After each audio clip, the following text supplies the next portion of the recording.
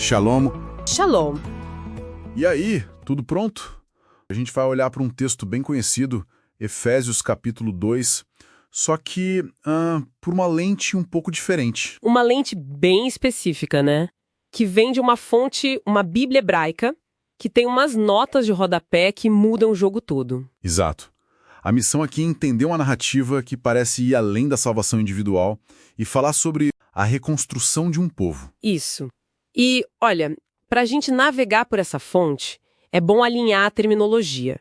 O Criador é Yahweh, o Salvador é Yahusha, e o ponto central é que a reconciliação que o texto descreve não é só, entre a pessoa e o Criador. Não. A fonte argumenta que o foco é a reunificação de duas facções de um mesmo povo que se dividiu.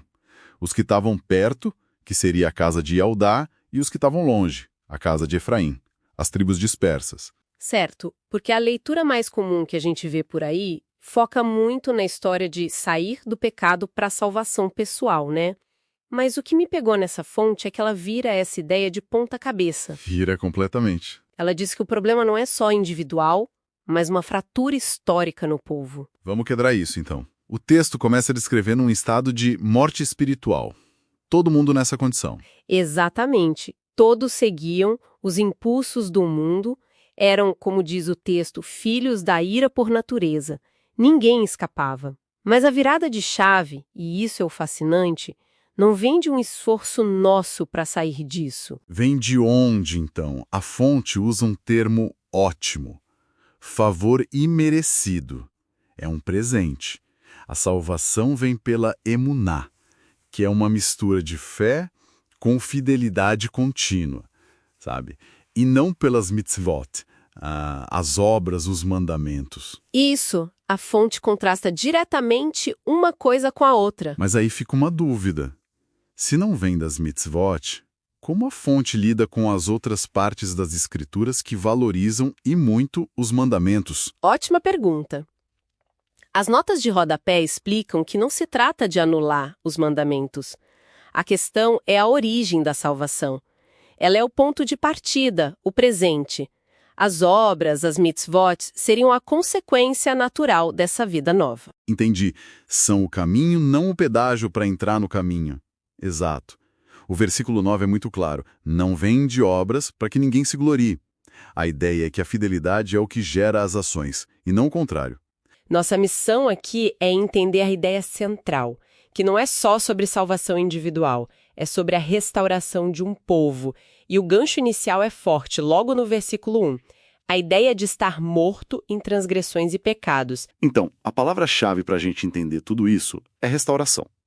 O autor Shaul, que a gente conhece como Paulo, ele está escrevendo para um público bem específico. São os descendentes da chamada Casa de Efraim. Basicamente, eram Yaldim, israelitas, que foram dispersos, sabe? E passaram a viver como gentios. Eles eram os que estavam longe. Aí você tinha a casa de Eldá, Judá, que estava perto. O capítulo todo é a história de como essas duas casas voltam a ser uma só. Certo. Então essa morte espiritual é um estado de exílio, de separação. A fonte aponta para os versículos 4 e 5, falando de um favor imerecido. O que move esse favor? Olha só, a fonte destaca duas palavras hebraicas que são o motor de tudo isso. A primeira é rachamim. Isso é muito mais que pena. É uma compaixão visceral profunda. Uhum. E a segunda é ahavá, que não é um amor sentimental, é um amor de aliança, um compromisso. Então, a salvação, segundo essa leitura, nasce dessa combinação, sabe? É um presente, não é algo que você conquista. Isso me leva a uma questão que confunde muita gente. O papel das obras, dos mandamentos. Se a salvação é um presente, onde elas entram? O que é fascinante aqui é a precisão do texto. Ele é muito claro. Diz que a salvação não vem por mitzvot, por obras, para ninguém se orgulhar, né? Certo. Porém, logo em seguida, no versículo 10, ele diz que fomos recriados para as tov mitzvot, as boas obras. As obras não são pedágio para entrar na estrada, elas são o próprio caminho, o modo de viver da pessoa que foi restaurada. Entendi. As obras não são a causa, mas o propósito. E essa ideia de caminho me faz pensar na famosa parede de separação. A interpretação mais comum é que essa parede era a própria lei, a Torá. Exato.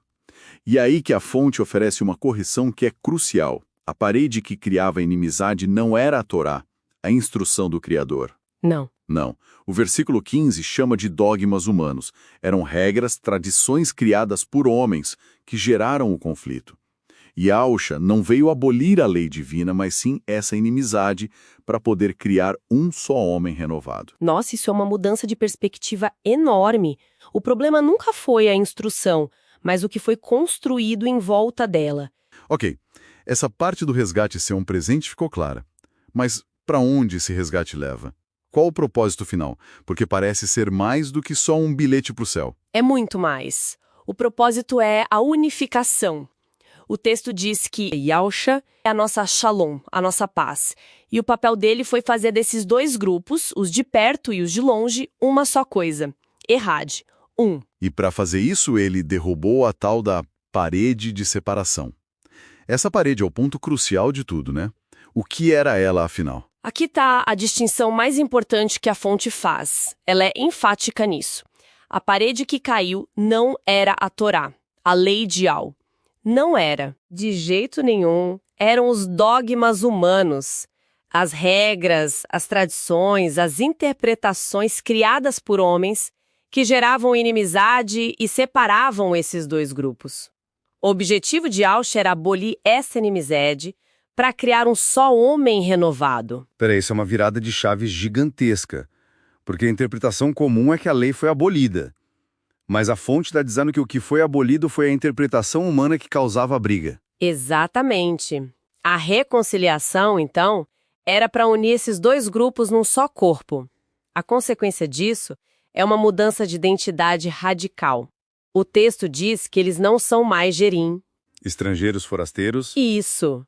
Agora são concidadãos da mesma família, a Beit Povo Yaldin, a casa do povo Yaldin. E como essa casa, essa família é descrita? Como uma construção, um edifício espiritual. O alicerce são os profetas, os Neviim, e os apóstolos, os Shlichim. E amarrando tudo, sustentando a estrutura inteira, tá Yahushua, a Rosh Pina. A pedra angular. A pedra angular. A fonte explica que essa pedra une as duas paredes da casa, de um lado o alicerce dos profetas, do outro dos apóstolos, e forma um edifício só. Nossa, é uma imagem muito poderosa. Pensar numa comunidade não como um lugar onde as pessoas vão, mas como o próprio prédio sendo construído com as pessoas, muda tudo. Muda. E essa construção, como o texto termina, vai crescendo para ser um templo sagrado, um Beit HaMikdash, não de pedras, mas de gente. Um lugar onde o próprio Criador habita. Então, para a gente amarrar a jornada toda, saímos de um estado de separação, de morte, fomos resgatados por um favor que a gente não merecia de jeito nenhum, e o objetivo final não era só salvar indivíduos, mas reconstruir uma nação, uma família a partir desses escombros. Exatamente. O que nos deixa com uma reflexão, né? As notas de rodapé sugerem que todo esse processo é, na verdade, a reconstrução do tabernáculo de David, que estava caído. Só que um tabernáculo feito de pessoas. Certo. Aí fica a questão.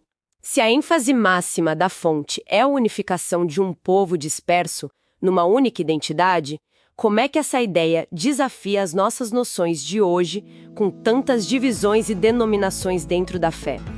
É algo para se pensar. Shalom. Shalom!